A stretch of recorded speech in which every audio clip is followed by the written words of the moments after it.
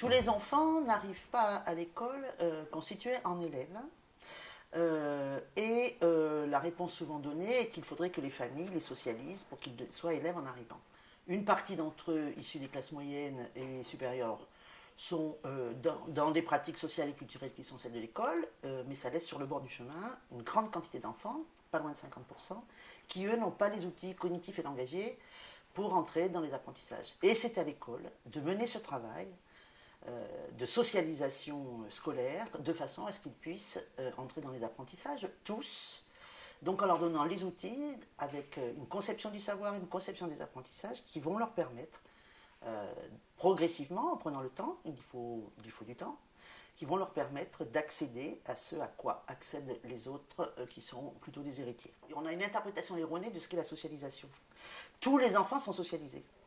Certes, ils sont socialisés dans leur milieu d'origine, dans leur famille, etc., dans les lieux qu'ils fréquentent, etc. La socialisation scolaire a des spécificités, puisqu'apprendre à l'école, c'est apprendre à mettre à distance son expérience et son vécu pour la penser, la réfléchir, etc. Donc, en fait, c'est par les apprentissages, c'est en entrant dans les apprentissages scolaires que les enfants entrent dans une socialisation scolaire. Donc, il n'y a pas de préalable, il n'y a pas de prérequis, ce sont les apprentissages qui vont leur permettre de devenir élèves.